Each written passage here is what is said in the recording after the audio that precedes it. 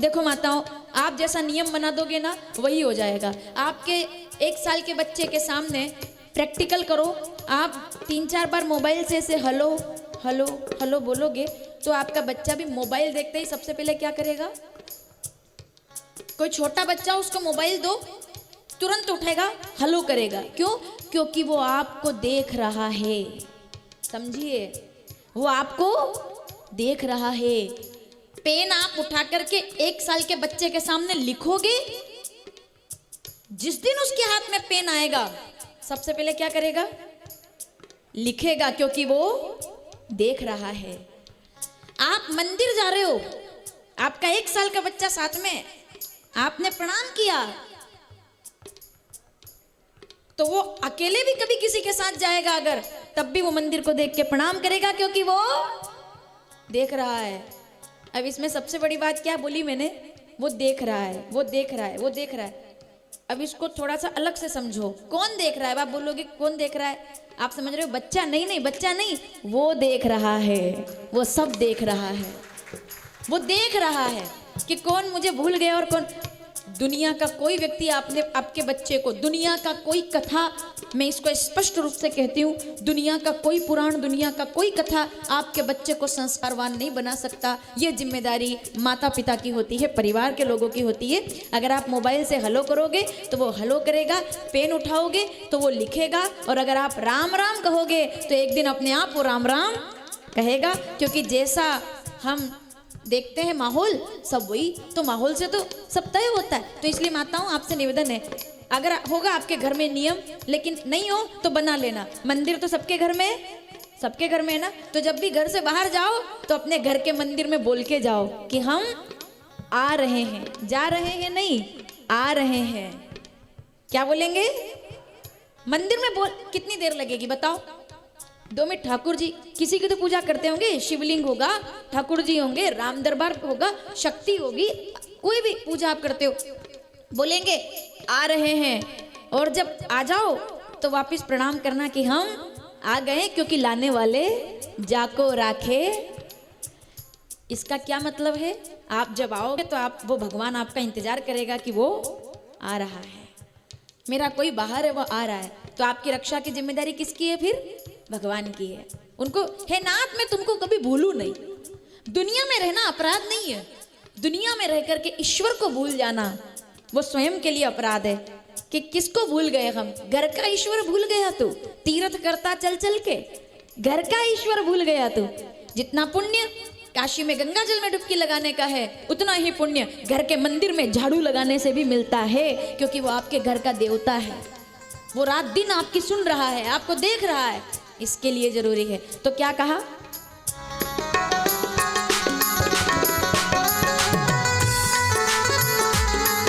मैं आते जाते बाबा तुझे प्रणाम करूंगा, मैं प्रणाम करूंगा जाते आते।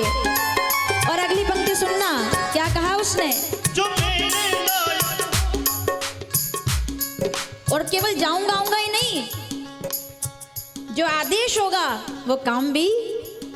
जो मेरे लायक होगा सब तेरा काम करूंगा, जो मेरे लायक होगा सब तेरा काम करूंगा। मेरे मन के आगे राम तेरा एक मंदिर बन जाए। तेरी सेवा करने से, तेरी सेवा करने से मेरा जीवन खिल जाए। जब खिड़की खोलूं तो तेरा दर्शन हो जाए। और ये भजन तो हम अब गा रहे हैं, 550 साल से पूरा देश केवल एक भजन गा रहा था मेरे साथ। मैंने खुद ने गाते गाते आ गया था, मुझे तो मैंने बोल दिया था। क्या 550 साल से पूरा देश भजन क्या गा रहा था? सरयू के तट पर राम तेरा एक मंदिर बन जाए। सरयू के तट पर राम तेरा दोनों हाथ उठाइए। सरयू के तट पर राम तेरा एक मंदिर बन जाए।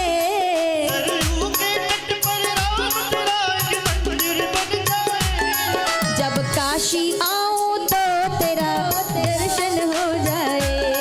जब काशी आऊं तो तेरा दर्शन हो जाए।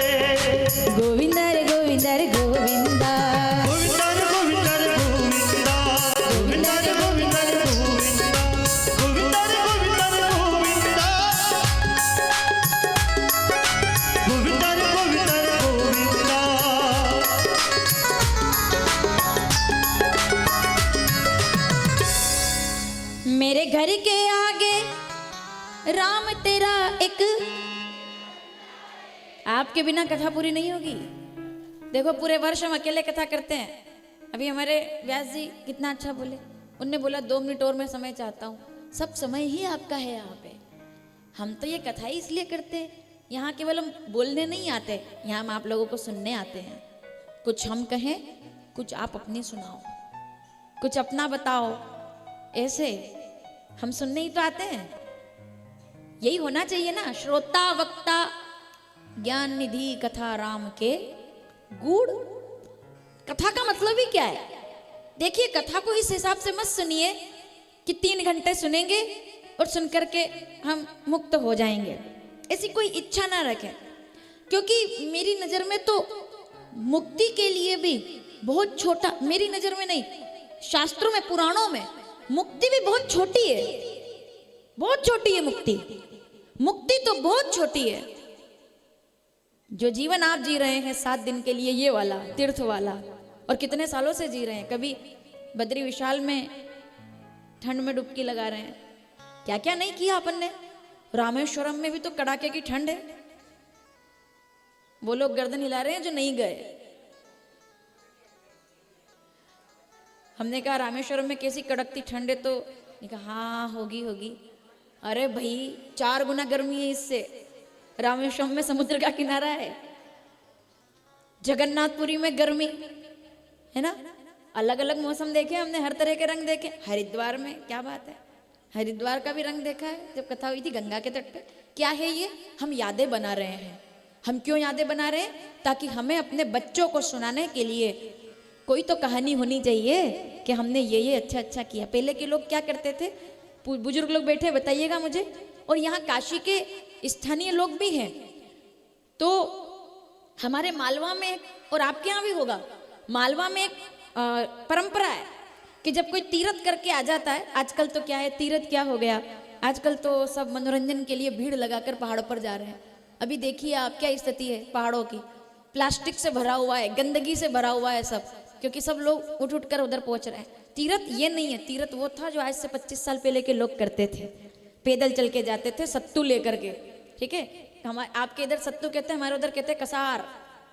कसार बांधना उसको और तैयारी करना, क्योंकि भूखे रहना पड़ेगा, चलना पड़ेगा, तैयारी होती थी। और गांव के लोग ऐसे छोड़ने जाते थे जैसे गया। उसको बहुत रोते रोते भी था, बोले ये क्या हो रहा? बोले गंगा जी जा रहे हैं। तो गंगा जी जा रहे हैं, ऐसे जा रहे हैं? बोले गंगा जी है, 4 धाम है, आए तो आए, नहीं आए तो उन्होंने कहा कि फिर क्या, अगर आ गए तो घर का द्वार, नहीं आए तो सीधे हरिद्वार, मतलब सीधे वहीं आना है। फिर तो घर से भी हरिद्वार ही जाना है आखिर में, तो बच्चे लेके जाएंगे फिर छोटे से। कितनी सी जिंदगी बताओ मेरे को आप, क्या सार है साहब। इंसान किस बात पे अभिमान कर सकता है, कैसे, किस बात पे अभिमान करेंगे हम, किस बात पे? अगले आने वाले पल का भी किसी को पता नहीं है कि क्या लिखा है। अभिमान हमें ऐसा कि बिल्कुल हम तो क्या, रामचरितमानस की चौपाई है गजब की। कितना सा जीवन है, कितनी छोटी सी जिंदगी है हमारी, बहुत छोटी सी। उसमें क्या क्या करेंगे हम, और क्या करना है? लौट करके लोटे में समा करके हरिद्वार लौटना है। लोटे में लौटते हैं ना वापिस हरिद्वार। इतना सा, इतना बड़ा शरीर और लोटे में पहुंच जाता है आखिर में जाकर के, हर हर महादेव। और वो गया। मैं नहीं कह रही हूं, रामचरितमानस किष्किंधा कांड 10वां दोहा, दूसरी चौपाई शुरू कर देती हूं, आप पूरा कीजिए। क्षिति जल पावक गगन समीरा पंच रचित अति, सब मिट जाना है, नष्ट हो जाना है। किस बात का अभिमान? रात को सो जाए, मैं आपको अपनी ताकत बताती हूँ। आपकी ताकत, मेरी ताकत इतनी केवल है कि रात को सो तो सकते हैं, लेकिन उसकी मर्जी के बिना जाग नहीं सकते। वो चाहे तो उठेंगे, वरना क्या हुआ साहब, बोले सोए तो थे। नहीं होता क्या? ऐसा होता है ना। अच्छे अच्छे लोग भी, हट्टे कट्टे लोग भी, कि सोए तो थे, क्या हुआ? कुछ नहीं, ना पैसा काम आया, ना डॉक्टर काम आए, ना दवाई काम आई। फिर क्या? जो ईश्वर ने, विधाता ने रचा है, जो उसके द्वारा तय है, ये शिव जी यही तो कहते हैं, जीवन का सार यही है। क्षिति जल पावक गगन समीरा। शंकर जी ने राख भस्म क्यों धारण की जानते हैं आप? क्योंकि राख ही तो सार है, आखिर में सबको राख ही तो होना है, भस्म ही तो होना है। इसके आगे क्या करिए, सब हमारा जो है सब ये तो रह जाएगा यही। बताइए मुझे आप, कोई व्यक्ति जब दुनिया से चला जाता है तो उसका सामान कोई आप देखते हैं घर में रखता है क्या? चलिए जल्दी से मुझे अब ऐसे ऐसे हाँ हाँ करके और नाना करके जवाब दे दीजिए। उसका सामान कोई घर में, अरे पहले हंस देते हो आप, उसका सामान कोई घर में रखता है क्या? नहीं रखता। उसके बिस्तर जो होते हैं वो कोई घर में रखता है क्या? नहीं रखते। उसके कपड़े कोई घर में रखता है क्या? उसके जूते चप्पल घर में रखता है क्या? उसके बर्तन घर में रखता है क्या? उसका पलंग जिस पे मान लो वो आखिरी में सांस ली थी वो घर में रखता है क्या? कोई नहीं रखता। उसके सोने की अंगूठी, ऐसे बदल जाते हो तो गड़बड़ होता है फिर। कमाल कर रहे हो आप, ऐसे क्या दिक्कत है? जो है एक ही चलने दो ना, जो है एक ही चलने दो। कपड़े, पुराने कपड़े गंगा जी में डाल देते हैं क्या? डाल देते हैं ना। चप्पल जूते उसके गंगा जी में डाल देते हैं, डाल देते हैं। बर्तन के तो उनका ग्लास था, डाल। कहीं इससे अटैचमेंट रह गया तो हमको तागे ताबीज कराने पड़ेंगे कि अभी यही है, इससे बड़ा जुड़ाव था। ओ मान लो किसी ग्लास से, विनोद वाली बात है, किसी ग्लास से जो व्यक्ति चला गया वो बहुत चाय पीता था और एक दिन से अचानक से वो ऊपर से आके गिर जा, धम। फिर सोचो आप क्या हो, जय हनुमान ज्ञान गुण से मुक्ति हुई नहीं शायद, अरे फिर चलो गया जी। ये नहीं है बात। अच्छा, स्टील का ग्लास गिर जाए तो डर, कपड़ा वो उड़कर आ जाए तो डर, सोने की चेन में कोई नहीं। ये क्योंकि ये तो आशीर्वाद है। हाँ, ये नहीं डलेगा गंगा, क्यों? ये तो आशीर्वाद है मम्मी का, दादी का आशीर्वाद। सोने की चेन में आशीर्वाद है। बोले तुलसी की माला, बोले छोटी बहू को दे दो। अरे बोले इसमें ज्यादा आशीर्वाद है। मैं गलत बोल रही हूँ क्या? ये लौकिक व्यवहार है भाई। इसलिए शंकर जी कहते हैं कुछ नहीं रखा अपने पास, क्यों सब दे दिया? बोले नहीं भी देंगे तो भी जमाना आखिर में छुड़ा ही लेता है, उससे अच्छा है कि पहले ही त्याग कर दो, क्योंकि लेकर के कुछ भी जाने वाले नहीं है। फिर लेकर क्या जाए? आहा क्या बात है। अब सवाल तो ये हो गया, सब छूट जाए, लेकर क्या जाएंगे? क्या दुनिया से लेकर जाएंगे? रामचरितमानस, मुझे ये चौपाई बहुत प्यारी लगती है। क्या दुनिया से आप लेकर जाएंगे? तुम्हें छाड़ी, महाराज जी रामचरितमानस अयोध्या कांड 129वां दोहा, तीसरी चौपाई। तुम्हें छाड़ी दूसर गति नाही, राम बसे तिनके मन माही। सब छूट जाता है पर राम जी का नाम साथ जाता है। सुन लो इस बात को ढंग से। अभिमुक्त नगरी काशी में हो आप। शंकर जी और माता पार्वती जब यहाँ घूम रहे थे तो माता पार्वती ने देखा किसी का स्वर्गवास हो गया, तो उसके आसपास के लोग रो रहे थे। तो शंकर जी ने कहा देखो, पार्वती कहती ये क्या है? बोले मृत्यु है, ये मृत्यु है पार्वती। बोले तो क्या ये मर गया? बोले हाँ, काशी में रहता था। अच्छा, अब काशी वासियों से माता जगदम्बा भगवती बहुत प्रेम करती है, बहुत प्रेम करती है। भगवती की विशेष, आप काशी के लोग बैठे हैं उनसे पूछ लेना, वो माँ भगवती के लाडले हैं, काशी वासियों से बहुत प्रेम करती है जगदम्बा। अब आप कहोगे जगदम्बा प्रेम करती है, इसका क्या मतलब है? अगर जगदम्बा प्रेम करेगी तो बाबा जी को तो प्रेम अपने आप रखना ही पड़ेगा ना। बाबा बाबा सब कहे, माई कहे ना कोई, बाबा के दरबार में जो मैया कहे सो होई। तो माता जी बड़ा प्रेम रखती। ये तो मेरी काशी का था, ये मर गया।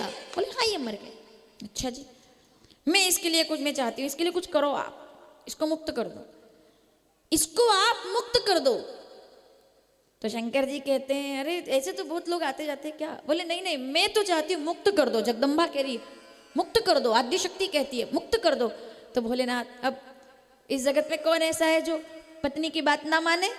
शंकर जी को भी माननी पड़ी। चलो ठीक है, क्या किया? वो शव जो था मणिकर्णिका घाट पर रखा हुआ था, तब उसके कान में जाकर के कह दिया। क्या कह दिया? अब वो मंत्र में भूल गई, वो मैं आपसे पूछूंगी, सावधान रुकना अभी है, एकदम से पहले मुझे याद आ जाएगा वरना। मैं भूल गई हूँ वो कौन सा महामंत्र, क्या बोले होंगे वो? करोड़ों मंत्र नहीं बोले, लाखों मंत्र नहीं बोले, केवल एक मंत्र बोले। वो कौन सा मंत्र बोले होंगे? रामचरितमानस बालकांड 196 दोहा। अरे सारी चौपाई पढ़ो, चारों गजब की है। कौन सा मंत्र बोले होंगे वो? कौन सा मंत्र है जिसको बोल करके तारने के लिए आए? महामंत्र। और वो मंत्र कौन सा है? 2 अक्षर का, मुझे अब भी याद नहीं आ रहा, आप तो सब विद्वान लोग हैं, मुझे और पूरा जोर से बोलना। 2 अक्षर का प्यारा नाम, पतित पावन। थोड़ा दूर हो ना तो सुनाई नहीं दे रहा। पतित पावन श्री राम जय राम, जो सुख धाम। रामचरितमानस बालकांड। महाराज जी 196 दोहे में वो होता है नामकरण संस्कार, उसकी चौपाई है ये कि जो सुख धाम राम सनामा सकल लोकदायक। राम राम बोल दिया, अब वो बोल करके आ गए मंत्र फूक के, ठीक है। जा सुनाम सुमिरत बल काशी, रामचरितमानस बालकांड 9वां दोहा दूसरी चौपाई, मैंने कल कहा था। तो देई सबही सम गति अविनाशी, शंकर जी आ गए, बोले ठीक है मैंने तुम्हारी इच्छा पूरी कर दी, आप खुश? बोले दे दिया मंत्र, बोले हाँ दे दिया। मैं कैसे मानूं, आप तो ओघड़दानी है, जल्दी जल्दी में जाकर आ गए होंगे ऐसे ही, मैं कैसे मानूं, प्रमाण क्या है कि मंत्र दे दिया? शंकर जी कहते हैं देवी मैं सच में थोड़ी झूठ बोलता हूँ। बोले नहीं बोलते, लेकिन फिर भी मुझे कैसे पता चलेगा कि आपने मंत्र दिया कि नहीं दिया? सावधान जितने लोग यहाँ बैठे हैं। तो शंकर जी कहते हैं अगर ऐसी बात है तो जिसको मंत्र दिया है उस शव का कान देख लो, वो मुड़ा हुआ है। जिसको मैंने मंत्र दिया है ना उसका पहचान है कि वो मुड़ा हुआ है। तो माता पार्वती कहती है इससे अच्छी तो कोई बात नहीं है। तो महादेव काशी का कोई भी काशीवासी जब भी मृत्यु को प्राप्त हो, आज से वरदान मांगती हूँ सबके कान में आप जाकर के राम कहेंगे और उनको मुक्ति प्रदान करेंगे। ठीक है वचन देता हूँ। बोले मेरे को कैसे पता चलेगा? तो शंकर जी कहते हैं आप मणिकर्णिका घाट पर जाकर देखिएगा, अगर काशी की सीमा के अंदर कोई व्यक्ति प्राण त्याग कर गया है, शिव भक्त प्राण त्याग कर गया है, तो उसका कान मुड़ा हुआ होगा। और क्षेत्र से बाहर का व्यक्ति जब ला करके अंतिम संस्कार किया जाता है तो वो कान मुड़ा हुआ नहीं रहता। इसका मतलब ये नहीं कि मुक्त नहीं हुआ, लेकिन परिचय इस बात का है कि ये कौन काशी का है और कौन काशी का। ऐसे ही थोड़ी अभिमुक्त नगरी कहते हैं काशी को, चमत्कार है वहाँ के। आप अब मणिकर्णिका घाट पर इतना गौर से कौन जाकर देखे, हम तो वैसे ही डरते हैं। लेकिन शमशान में जाने से लोग डर सकते हैं, महाशमशान में जाने से कोई डरता नहीं है, क्योंकि ये महाशमशान है, महामसान कहते हैं इसको। योग के लिए, साधना के लिए आप यहाँ आ सकते हैं, दर्शन के लिए जीवन का सत्य। उमा कहूँ मैंने राम कह दिया है, राम। और राम ऐसा सूत्र है 2 अक्षर का, कुछ नहीं करना पड़ा, केवल एक जिह्वा हिला। जिसको राम जी का सार पता है वही जगत में विश्वनाथ हो सकते हैं, उनकी कृपा पा सकते हैं, उसी को कृपा मिलती है। तो आइए हम सब मिलकर के एक बार कहें श्री राम जय राम। हे भोलेनाथ, हम तो काशी के वासी नहीं हैं, लेकिन इतनी कृपा करना कि हम जहाँ भी रहें, जब भी ये तन छूटे, भले ही 100 साल बाद छूटे, मैं चाहती हूँ सबकी उम्र लंबी हो, ठीक है। डर मत जाना कि ऐसे ऐसे एकदम मृत्यु से बड़ा डरता है इंसान, जबकि मृत्यु से डरना ही नहीं चाहिए। डर तो जीवन से लगना चाहिए कि जीवन उलझाने वाला है, मृत्यु तो सुलझाने वाली है। मृत्यु से सब डरते, तो क्या प्रार्थना करना? विश्वनाथ से प्रार्थना करना कि मैं जहां भी रहूं और जहां भी प्राण त्यागूं। मैं तो काशी नहीं आ सकता उस समय, मेरा तो भाग्य, मैं तो काशीवासी नहीं हूं, लेकिन हे महादेव मैं काशीवासी नहीं हूं, लेकिन तुम तो घटघटवासी हो, तुम तो हर हर महादेव हो ना। क्या नारा है? हर हर। आज का नहीं है, ये प्राचीन है। हर हर महादेव का मतलब क्या है? कि जो काशी आएगा वो भाग्यशाली है, जो उज्जैन आएगा वो भाग्यशाली है, जो सौराष्ट्र सोमनाथम श्रीशैले मल्लिकार्जुनम उज्जैन्याम महाकालम 12 ज्योतिर्लिंग, ठीक है। 12 ज्योतिर्लिंग का आप दर्शन करते हैं। ये जो नाम मैं आपको अब आप सुनते जाए, सौराष्ट्र सोमनाथम शैले मल्लिकार्जुनम उज्जैन्याम महाकालम ओंकार ममलेश्वरम परल्याम डाकिन्याम सेतु वंदेतु नागेशम वाराणस्यम त्रियंकम गौतमी तटे। हिमालय और ग्रीष्मेशम, ये जितने भी, इन 12 में से भी अगर मैं किसी जगह पर भी ना जा सकूं, क्योंकि मैं आत्मा हूं, लेकिन मैं जहां भी रहूं तुम तो वहां आ सकते हो, क्योंकि तुम परमात्मा हो। मैं बंधन में हूं, तुम किसी बंधन में, इसीलिए कहते हैं हर हर। हर का मतलब हर हर महादेव। एक हर का मतलब ये, 2 बार हर बोलते हैं। एक बार हर का मतलब ये कि प्राणी मात्र में महादेव, और दूसरे हर का मतलब ये है कि सब संकट हरो महादेव। संकट हरने वाला केवल विश्वनाथ है। तो शिव महापुराण की इतनी महिमा है। शंकर जी ने वचन दे दिया माता पार्वती को कि जो भी काशी का है मैं उसको मंत्र, महामंत्र, शिव भक्त जो होगा उसको महामंत्र मिलेगा। और वही महामंत्र कल बिंदुक को मिल गया। बोलिए शंकर भगवान के।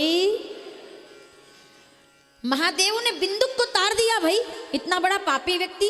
क्या बोले थे महाराज जी, कितना बड़ा पापी, पतित, पतित एकदम। और पतित पावन ने बिंदुक का उद्धार कर दिया। चंचुला को सौभाग्य ऐसा प्रदान किया, दोनों पति पत्नी अब कैलाश पर सेवा कर रहे हैं। शिव पुराण जब आगे बढ़ती है तो बड़ा सुंदर प्रसंग आता है कि यही सब कथा श्रवण करते हुए सूत जैसे प्रयाग में पूछ रहे हैं हमारे सभी ऋषि।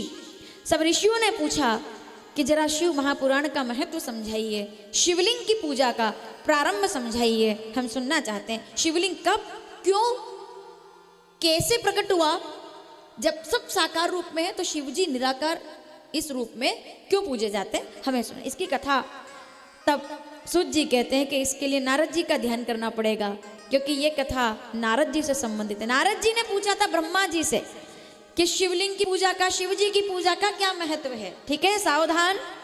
अब नारद जी को शिव जी की पूजा करने का महत्व जानने की जरूरत क्यों पड़ गई, कौन सी गलती उनसे हो गई थी, वो प्रसंग अब आ रहा है। नारद मोह, नारद मोह, जिन्होंने नारद श्राप दीन एक बारा, कलप एक ते ही लगी अवतारा। ब्रह्मा जी महाराज के 10 मानस पुत्र हैं, मरीचि, अत्रि, अंगिरा, पुलस्त्य, पुलह, क्रतु, भृगु, वशिष्ठ, दक्ष और नारद। 10वें मानस पुत्र हैं नारद जी महाराज। इतना बड़ा पद, इतनी क्षमता, तीनों लोक में कहीं भी जा सकते हैं। तो एक दिन हिमालय पर घूमते हुए हम इस प्रसंग को थोड़ा कम में सुनेंगे ताकि अगले प्रसंगों को ज्यादा सुन सके, इसलिए सावधान। एक बार नारद जी नारायण नारायण जपते जपते हिमालय के कंदराओं में घूम रहे थे और तभी एक गुफा में उनका मन लग गया, चित्त चिपक गया। कभी कभी कुछ स्थान ऐसे होते हैं जहां हमारा मन लग जाता है और कुछ जगह ऐसी होती है जहां से तुरंत भाग जाने का मन, हम उसको हमारे यहाँ कहते हैं उच्चटन होना, है ना, ऐसा। तो मन लग गया, चित्त लग गया, और जब चित्त लग गया तो बैठ गए वो नारायण नारायण नारायण कहते हुए। कई वर्षों तक बैठे रहे, करोड़ों वर्षों तक बैठे रहे नारद जी। तो मुनि गति देख सुरेश डेराना, कामई बोली कीन सनमाना। कामदेव को भेजा कि तुम जाओ, और महात्मा जी, बाबा जी, मुनि जी महाराज बैठे, अगर ये कहीं यज्ञ पूरा कर लेंगे, ये जो तप कर रहे हैं पूरा कर लेंगे, तो ऐसा ना हो कि ये इंद्र बन जाएं।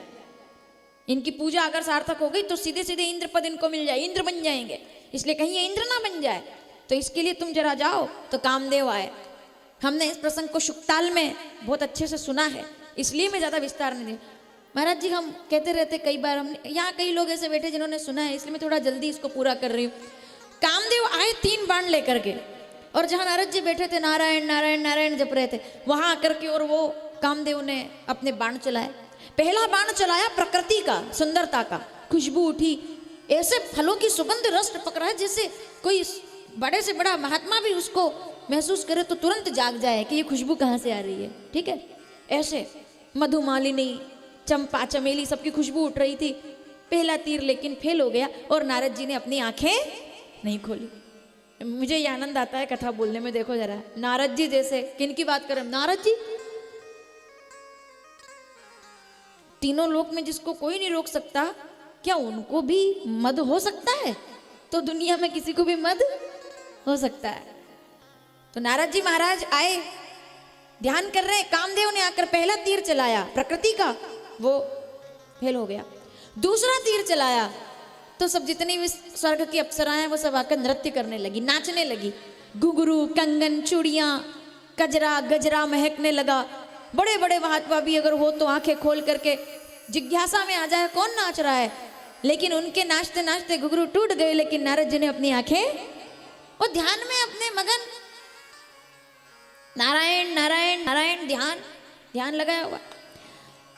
कामदेव ने देखा कि मैं तो हार रहा हूं, और ये कैसे हो सकता है, मैं कैसे हार सकता हूं। कितने तीर लेकर के आए थे, चलिए जल्दी से पता चलेगा कितना आप ध्यान से सुनते हैं। कितने लाए थे? 3। अब सावधानी से सुनना थोड़ा सा। 3 लाए थे ना। तो जैसे ही वो 2 तीर चला करके उन्होंने देखा मैं तो हार रहा हूं, उनको लगा कि अब मैं नहीं जीत सकता, तो वो दौड़े और नारद जी के चरणों में जाकर गिर पड़े। हे मुनि महाराज, मुझे क्षमा कीजिए, मुझे क्षमा कीजिए, मुझसे उद्दंडता हो गई। खूब पैर पकड़े, पर नारद जी ने आंखें। अगला शब्द कामदेव ने कहा कि मेरी बहुत बड़ी गलती थी कि मैं यहाँ क्यों आया। मैं जानता नहीं था कि आप कितने बड़े तपोनिष्ठ हैं, महामुनि हैं आप योग युक्तम विशुद्धात्मा विजित आत्मा जितेंद्रिय सर्वभूतात् भूतात्मा कुर्वा पीन लिप्यते। महामुनि हैं आप, मैं भूल गया था। और आज एक बात कहता हूं आपके चरण पकड़कर, नारद जी की आंखें बंद है, एक बात कहता हूं आपके चरण पकड़ करके, दुनिया में योगी तो बहुत है, वैसे तो शिव जी को आदि योगी कहते हैं, पर नारद जी आज से मैं आपको आदि योगी से भी ऊपर मानता हूं। आज शिव जी से भी बड़े हो गए बाबा आप, आज आप बहुत बड़े हो गए, शिव जी से बड़े हो गए। जैसे ही ये सुना,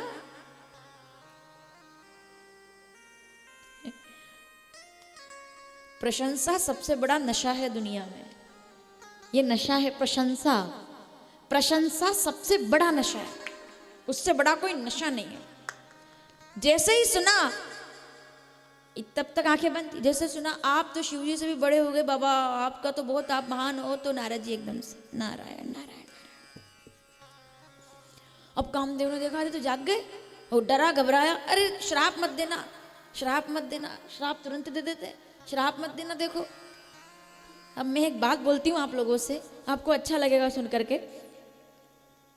वही नारद जी हैं, कामदेव सामने बैठा है, उसने कहा श्राप मत देना।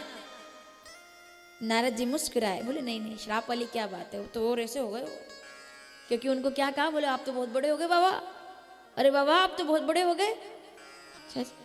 और बोलो, बोले शिव जी से भी बड़े हो गए, बोले और बोलो, बोले ब्रह्मा जी से भी बड़े हो गए, और बोलो, बोले सबसे बड़े हो गए। ऐसा बोलते गए, इतना कहकर कामदेव चले गए। जब पलट करके गए तो पीछे तरकश में तीर लेकर आए थे ना, अब तरकश में कितने तीर हैं उनके बताओ जरा।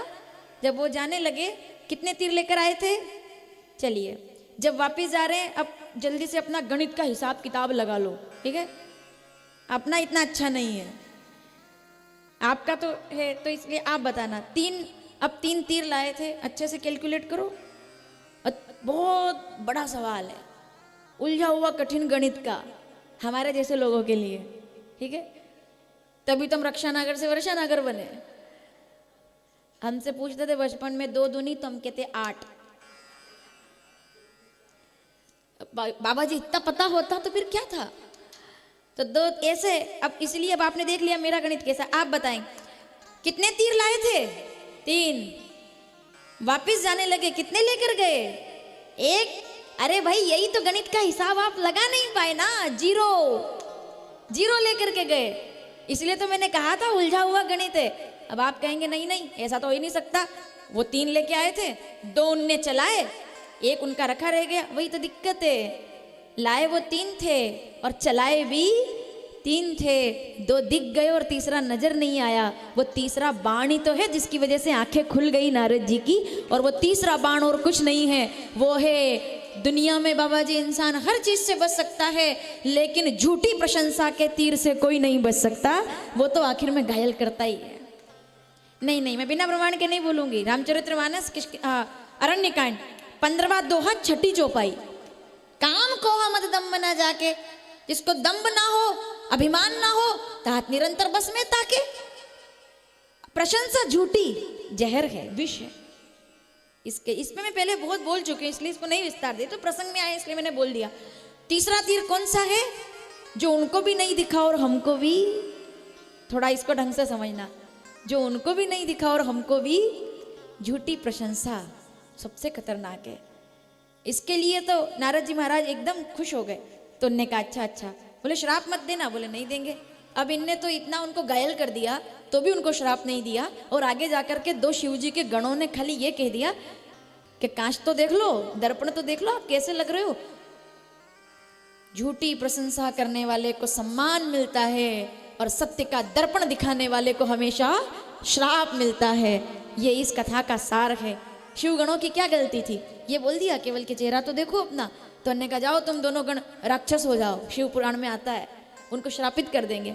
इसीलिए हमारे बुजुर्गों ने क्या दोहा कहा था, पूरा करो मेरे साथ, निंदक नीरी आंगन कुटी बिन पानी निर्मल करे।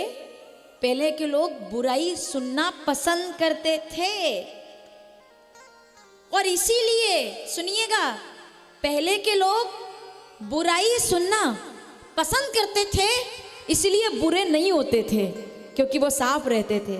जो भी साफ कहना, महाराज जी हमारे यहाँ का मंत्र है, काशी के लोग सुने, मालवा का, साफ कहना सुखी रहना।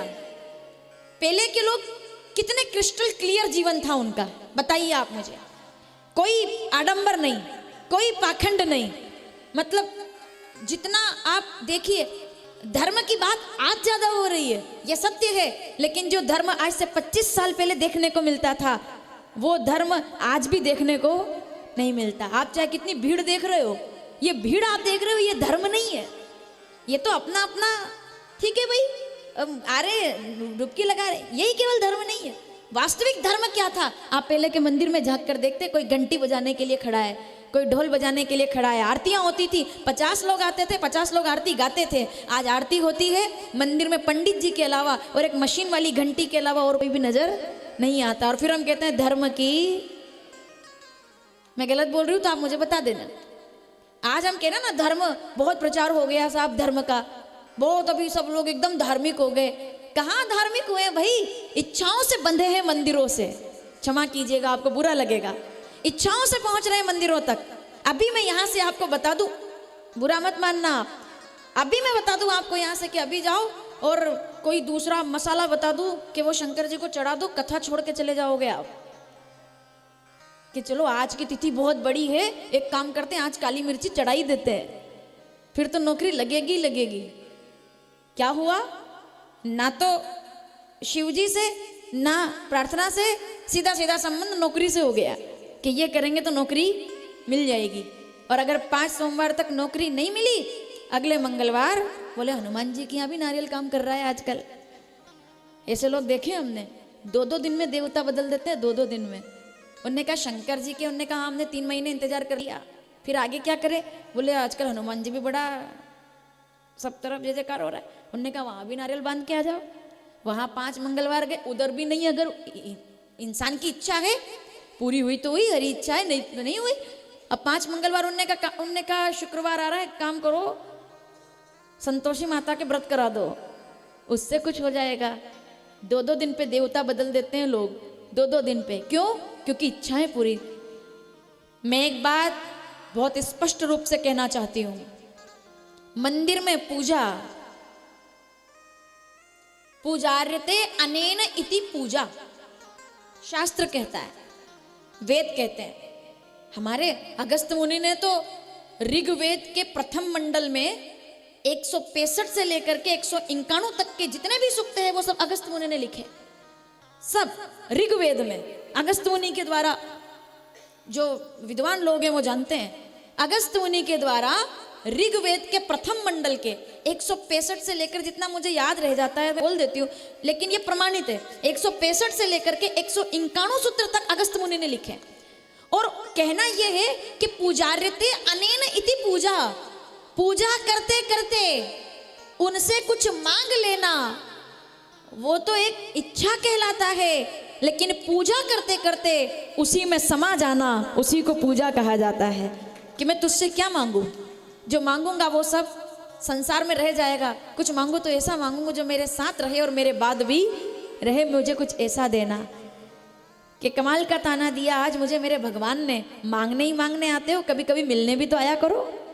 एक सोमवार जल खाली ऐसे ही लेके आ जाओ कि आज मांग नहीं रहे कुछ, आज बस मिलने आए। कभी ऐसा हुआ है? बहुत कम हुआ है, हुआ ही नहीं। जिधर जितनी बड़ी इच्छा उतनी बड़ी पूजा, क्षमा कीजिएगा।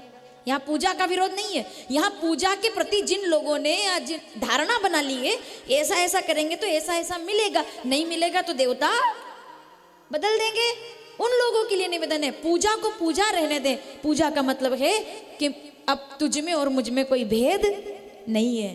वो कर्म जिससे सिद्धि प्राप्त होती है उसको पूजा कहते हैं वेदों में। पूजा रहते अनेन इति पूजा, वो कर्म जिसको करने से वो धर्म के द्वारा, हे ईश्वर मुझे इतनी प्रेरणा दो। आप जितने लोग यहाँ बैठे हैं थोड़ा सा बात को समझ लीजिएगा, धर्म के द्वारा जब भोग प्राप्त होता है, सावधान, धर्म के द्वारा जब भोग प्राप्त होता है, पैसा तो सब कमाते हैं, पर जब वो धर्म के द्वारा कमाया जाता है तो धर्म के द्वारा प्राप्त धन से जब भोग किया जाता है तो उसी धन के धर्म के प्रभाव से उस भोग से एक दिन अपने आप वैराग्य हो जाता है, ये नहीं कि वो पैसा आपको पकड़ता नहीं है, लेकिन अधर्म के द्वारा धन कमा करके जो भोग किया जाता है वो केवल और केवल आसक्ति दे सकता है, मुक्ति कभी नहीं दे सकता। इसीलिए धर्म और अधर्म में इतना अंतर है। समझ में आया मैंने क्या बोला आपको? धर्म के द्वारा कोई पैसा कमा रहा है, धर्म के द्वारा मतलब अपना काम टाइम टू टाइम करना धर्म है।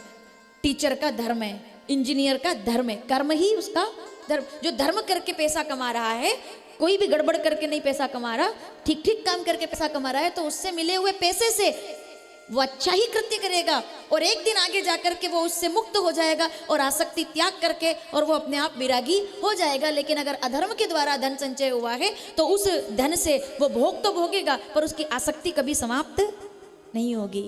ये अष्टावक्र गीता कहती है कि मुक्ति मिच्छासि या चेतात विषयान विश्वत्यज क्षमा अर्जव दया तोषम सत्यम पिशुवद भज। तो भैया समझ गए आप, ईश्वर को इच्छाओं के लिए नहीं, मैं तुझसे कुछ मांगने नहीं आया, मैं तो तुमको मांगने के लिए आया हूं, तेरे अलावा और कुछ भी नहीं चाहिए, मैं तुमको मांगने। तो भाई नारद जी महाराज तो उड़ गए, क्योंकि वो तो अब काम विजयी हो गए थे, उनको तो मेडल मिल गया, पद मिल गया। तो नारद जी महाराज आए, कामदेव को श्राप नहीं दिए, सबसे पहले जाकर शंकर जी को बताए। शंकर जी से जाकर कहा उन्हें, बाबा जी मैंने कामदेव जीत लिया है। तुमने कामदेव जीत लिया? बोले हाँ। बोले बहुत अच्छा बेटा, लेकिन एक उपदेश सुनते जाओ। हाँ आप सावधान, उपदेश सुनते जाओ। बोले जो तुमने सुना है वो किसी को बताना नहीं कि तुमने कामदेव जीता है। और जब आपको अपने बड़ों के उपदेश अच्छे ना लगने लगे तो समझ लो कि पतन होने से भगवान भी नहीं बचा सकते। जब बड़ों के उपदेश ना सुने, अच्छे लगे तो नहीं माने। कथा जानते हैं आप, ब्रह्मा जी से जाके कह दिया मैंने कामदेव जीता, मैंने कामदेव जीता। तो उन्होंने कहा बेटा बताना मत किसी को। नारद जी कहते नहीं बताऊंगा, पर मन में सोच रहे हैं कि कोई भी नहीं चाहता कि मेरा प्रचार प्रसार हो। ये सब दुश्मन है मेरे, ये दुश्मन है मेरे, ये मेरी खुशी नहीं चाहते। बच्चे के हाथ से मोबाइल छीनोगे तो दुश्मनी बनोगे ना, प्यार थोड़ी करेगा वो आपसे, करेगा क्या? बच्चा खेल रहा है, गेम 3 घंटे हो गए, टिक टिक टिक टिक टिक टिक, है ना? इतनी देर में किताब पढ़ता तो इंजीनियर बन जाता, ज्ञान आ जाता उसको। आखिरी बार कितने बच्चों को देखा आपने किताब दिल पर रख करके सोते हुए? देखा है? लेकिन नाक ना टूट जाए जब तक मोबाइल से, तो गिर जाए एकदम वो आखिर में सोते सोते भी धम कि अब तो नींद आ रही, अब तो सो ही जाओ। होता है ना कई बार। अच्छा सब सोच रहे हैं कि अगर गर्दन हिला देंगे, हालांकि यहाँ तो सब बुजुर्ग लोग बैठे हुए हैं, अपने बच्चों को जाकर देखिएगा, ये बहुत बड़ा विषय है। अभी जिस दिन भारत का बच्चा, जिस दिन भारत का युवा मोबाइल से आकर्षण समाप्त करके किताबों की ओर लौट आएगा, उस दिन भारत अपने आप धर्म राष्ट्र हो जाएगा, अपने आप। पर उपदेश अच्छे नहीं लगते माता पिता के। मोबाइल छीन लोगे तो ऐसे देखेगा आपको कि ये तो दुश्मन है हमारे। हाँ बस वैसे ही नारद जी को उस समय भगवान लगे, बोले दुश्मन है मेरे, मेरा प्रचार नहीं होने देते, मेरी खुशी में खुश नहीं है। तो नारद जी वहां से नारायण के पास गए, भगवान के पास गए तो भगवान ने बहुत प्रेम से गले लगाया। भगवान उनसे बहुत प्रेम करते हैं। अरे भाई भगवान तो भक्तों से भी, भक्ति से प्यारा और क्या है मुझे? भगति स्वतंत्र सकल गुण खानी, रामचरितमानस उत्तरकांड 43-44वें दोहे में चौपाइयां पढ़ेंगे आप। भगति स्वतंत्र सकल गुण खानी, भक्तों से भगवान प्रेम करते। नारद जी को गले लगा लिया। नारद जी सोच रहे पद आने के बाद ये सम्मान बढ़ा है, वरना तो ये पहले पूछते भी नहीं थे। तो और वो एकदम ऐसे हो गए, बोले हाँ हाँ ठीक है ऐसे। जब कोई ऐसे सामान्य रूप से चलने लगे और अचानक से पता और जब वो ऐसे चले ना, थोड़ा पट्टा वट्टा एकदम ऐसे कर, और समझ लो ये गड़बड़ है, इसको तुरंत इलाज की जरूरत है। सही बता रही हूं मैं, इसको रोग लग गया है भाई। नारद जी को रोग लग गया, और जैसे ही रोग लगा भगवान ने कहा रोग लगाए, प्राथमिक उपचार, प्राथमिक उपचार किया जाए। तो नारद जी महाराज ने कहा मैंने कामदेव जीत लिया। भगवान कहते डांट दिया, बोले कैसी बात करते हो नारद, तुम जैसा ज्ञानी महामुनि अगर नहीं जीतेगा कामदेव तो भला कौन जीतेगा? तुम तो मेरे भगत। बोले नहीं सब आपकी कृपा है। चल दिए नारद जी। भगवान ने इंतजाम कर दिया। रास्ते में शील निधि राजा का नगर और उनकी बेटी विश्व मोहिनी। भाई पता चल जाएगा कितना सार है। अभी कामदेव जीतने की बात कर रहे थे, अब देख लेते प्रैक्टिकल करके क्या होता है। अब विश्व मोहिनी आ गई सामने से। तो राजा ने कह दिया, बोला मेरी बेटी की शादी है, हाथ देख दो। हाथ बढ़ा दिया आगे, नारद जी ने हाथ पकड़ा। तो अब सोचा कि अब हाथ पकड़ लिया है, अब कामदेव जीत कर आए, अब छोड़ना नहीं है। और जैसे ही हाथ देखा, पड़ गए हाथ। बोले जो इस कन्या से विवाह करेगा वो अजर अमर अविनाशी हो जाएगा।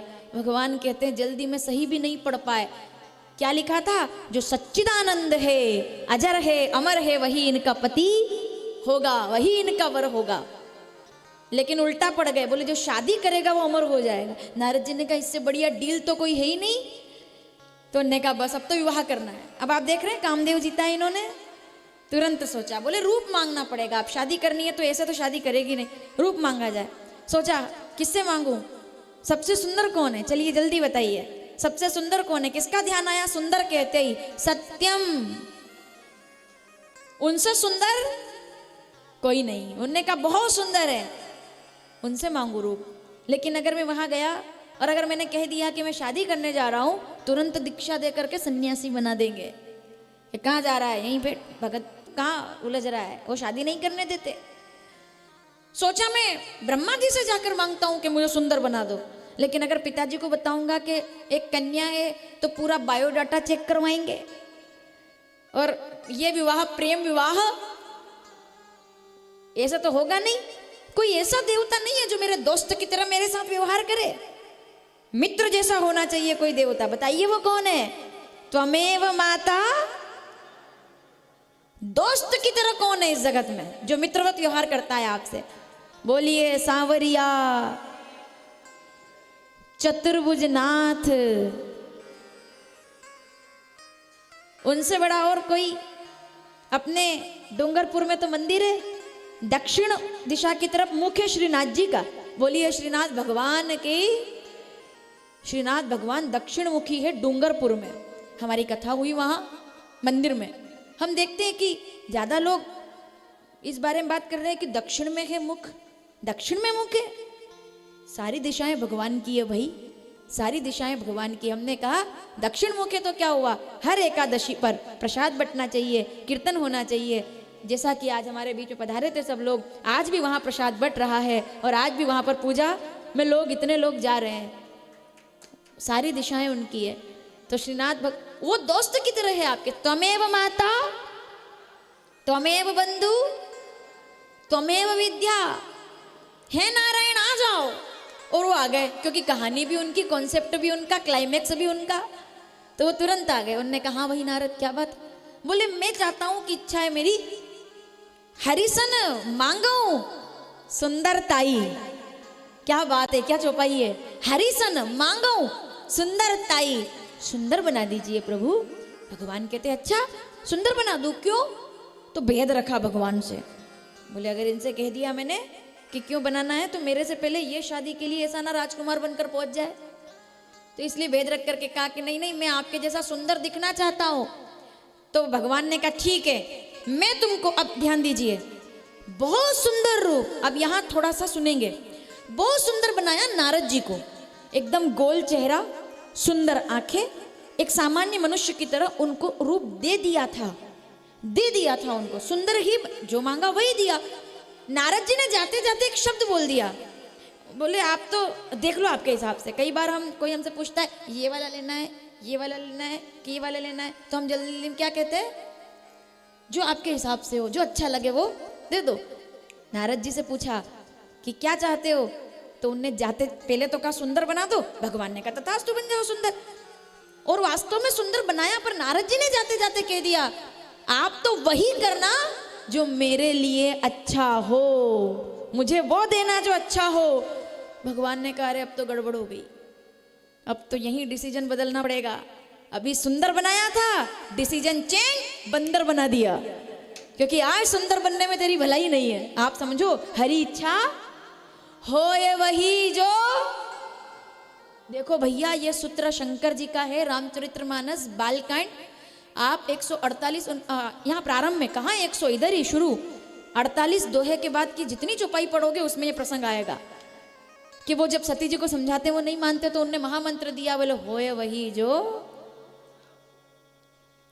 इतना 50 किलो का पत्थर सिर पर रखकर कर भी क्या लेंगे हम? होना तो वही जो ईश्वर चाहते हैं। कितना टेंशन पालकर कर भी क्या लेंगे हम? होना तो वही है जो ईश्वर चाहते। जाओ मैं तुम्हें सुंदर बनाता हूं। अब क्या जरूरत थी फिर बोलने की नारद जी को? तो जाते जाते बोले बोले वही करना जो मेरे लिए अच्छा हो। मैंने आपसे पहले दिन कथा में क्या कहा था? भगवान से जब मांगो कोई भी चीज तो बाद में ये जरूर कह देना कि मैं चाहे कुछ भी मांगू पर तू मुझे वही देना जो मेरे लिए अच्छा हो। ये हमेशा कहना भगवान से। कई बार ऐसा होता है, कभी कभी आपको लगता है कि ये रिश्ता हमारे लिए बहुत अच्छा है, हमारा बेटा हमारी बेटी इस घर में बहुत सुखी रहेगी। कभी कभी आपको लगता है और आप भगवान से मांग भी लेते हो। 2 महीने के बाद पता चलता है कि हमारी बेटी उस घर में जाएगी तो पता चलता है सुखी नहीं रहेगी और वो रिश्ता टूट जाता है। तो उस समय तो दुख होता है कि अरे देखो बन गया था टूट गया। लेकिन उसके 6 महीने के बाद जब लड़की की शादी हो जाती है और वो किसी बहुत अच्छे घर में चली जाती है तब आपके मुंह से निकल जाता है जो हुआ वो। उस समय मुझे दुख हो रहा था कि मेरे साथ ऐसा क्यों हुआ। ईश्वर के द्वारा किए हुए कर्मों पर, उनके द्वारा दिए हुए फलों पर कभी भी शंका मत कीजिए, क्योंकि वो आपके लिए अच्छा नहीं सबसे अच्छा चुनेगा, सबसे अच्छा। तो उनने कहा मैं तो वही करूंगा जो अच्छा। तो बोले सुंदर, बोले नहीं नहीं जो मेरे लिए अच्छा। बंदर, बंदर बना के भेजा, इसी में तुम्हारा भला है। आए विश्व मोहिनी ने बंदर देखा, डर गई बच्ची, और तो मासूम है। वो पहली बार देखा बंदर, भूरे मुंह का बुरा बंदर यहाँ काहे को आया है, पिता की अक्ल पर पत्थर जो बंदर को बुलाया है। बंदर आ गए बताओ शादी करने, आगे निकल गई। दूसरी बार जाती है तो फिर आगे निकल गई। तीसरी बार जाती है, नारद जी फिर कुर्सी उठाते हैं, कुर्सियां सेट हो रही है इधर से उधर, कुर्सियां सेट हो रही है, कभी यहाँ बैठते हैं कभी वहां बैठते, किधर से मुझे देख ले, बेचैन तड़प रहे, एकदम प्राण नहीं निकल रहे, बस तड़प बेचैनी। इधर से उठाई कुर्सी, लाओ भैया कुर्सी लाओ इधर। और तीसरी पंक्ति बदलने गए तब तक तो राजकुमार आए, नारायण आए राजकुमार के रूप में और दुल्हन ले गए लक्ष्मी निवासा, वो लेकर चले गए। तब तक नारद जी कुर्सी ही एडजस्ट कर रहे थे। उन्होंने कहा भैया थोड़ा उधर खिसक जाओ, ऐसा क्या करते हो, बैठने तो वो कन्या आ रही। तो लोगों ने कहा भले सब पे आप ही बैठो। अब सब उठ के चल दिए। नारद जी ने कहा अच्छा मैं इतना सुंदर दिख रहा हूं कि ये सब गिव अप कर रहे हैं कि भैया ये इतना सुंदर है, हमसे कौन शादी करेगा, इनसे शादी होगी, इसलिए सब जा रहे हैं। ये नारद जी सोच के बहुत, अरे मैं सही बता रही हूँ, ये लिखा है। बहुत देर तक बैठे रहे वो, उनको पता ही नहीं चला क्या हो गया। वो तो उधर से भगवान, अच्छा ये तो कुर्सी सेट कर रहे थे ना, अब इसको महाराज जी देखो कितनी बड़ी बात है। 24 घंटे भगवान का नाम लेने वाला व्यक्ति, हरि नाम कहने वाला व्यक्ति, तीनों लोक में जिसके लिए कोई प्रतिबंध नहीं है, वो केवल मन के आगे मन का रोगी होकर के और एक कन्या से शादी करने के लिए पंडाल में बैठकर कुर्सियां उठाता फिर रहा है। इससे बड़ा पतन और क्या होगा। उनको भजन करना चाहिए था, कीर्तन करना चाहिए था। यही तो बात है, ईश्वर किस कब पतन की तरफ भेज दे इसका कोई भी ठिकाना नहीं है। भगवान का नाम लेना था ना, क्या करना था बैठ करके, ईश्वर का नाम लेना था केवल। लेकिन जब ईश्वर से मन हटता है और दुनिया में लगता है तो उसमें पतन के अलावा फिर कोई रास्ता नहीं रहता। गिर गए नारद जी, गिर गए। आप कहोगे ऐसे नहीं, ऐसे गिरा हुआ तो उठ सकता है। सुन लीजिएगा, चलते चलते गिरने वाला तो उठ सकता है, पर नजर से गिरने वाला कभी उठता। जो नजर से गिर जाए एक बार फिर उसको भैया कोई नहीं उठा सकता। और आज नारद जी कुर्सी सेट कर रहे, बोले भैया थोड़े उधर खिसक जाओ। तो 2 गण आए, उनने कहा नारद जी को कोई ना कोई तो अब हकीकत बताएगा। तो वो 2 गण तुरंत आए, बोले नारद जी, बोले तुम कैसे जान रहे हो मेरे को। बोले हम क्या सभी जान रहे हैं आपको, क्या कर रहे हो आप। बोले वो कन्या आएगी, शादी का प्रोग्राम है सबसे। बोले वो तो गई, ले क्या बात करते, मुझसे सुंदर कौन था। तो उनने कहा बात ये है, थोड़ा कांच देख लेते उसके बाद आते तो समझ जाते। बोले कांच में क्या है। बोले देखो रूप देख, जाओ राक्षस हो जाओ। कामदेव को तो प्रेम से और स्वागत किया और दोनों को राक्षस बना दिया। शिव पुराण कहती है दोनों गणों को तुरंत श्राप, जाओ तुम्हारे पिता ब्राह्मण होंगे, ब्राह्मण के तेज से तुम जन्मोगे, लेकिन बनोगे तुम राक्षस। दोनों भाई, तुम्हारा कुल तो ब्राह्मण का होगा, विश्रवा की संतान। अब याद कीजिए, कुल तो तुम्हारा ब्राह्मण का होगा लेकिन बनोगे राक्षस। एक रावण और दूसरा कुंभकर्ण। जाओ दोनों को श्राप है। अभी दोनों घबरा गए। नारद जी ने कहा नहीं नहीं ये नहीं करना था, 4 लोगों में मेरा अपमान क्रोध एकदम, हरी इच्छा, आज जहां मिलेंगे मां। अब क्या और क्या करते, घबराए हुए पहुंचे तो उन्होंने कहा श्राप दे दूंगा या आज तो जहर खाकर मर जाऊंगा, अब मेरे पास और कोई रास्ता नहीं बचा। अब गए वो जब तो श्राप देऊं चाहे मरियऊं जाई, जगत मोरी उपहास कराई, खुद की गलती नहीं दिख रही, खुद का दोष नहीं दिख रहा कि मैंने क्या किया है। वो क्रोध में आकर के इस पे भड़के उस पे भड़के चले साहब। अब गए तो वहां भगवान रास्ते में मिल गए, एक बीच ही पंथ मिले धनु जारी, संगर मासोई राजकुमारी। उनको देखकर श्राप दे दिया, बोले परम स्वतंत्र। आ हा क्या बात है, परम स्वतंत्र ना सिर पर कोई, ये प्रमाण है इसका। महाराज जी रामचरितमानस उत्तरकांड, अब बाल कांड के सवाल का जवाब उत्तरकांड के 77वें दोहे की चौपाई देगी। क्या कि परबस जीव स्वबस भगवंता। कल महाराज जी ने चौपाई बोली थी ना, परबस जीव स्वबस भगवंता, जीव अनेक। ये चौपाई तो आप सबको याद होनी चाहिए, सबको।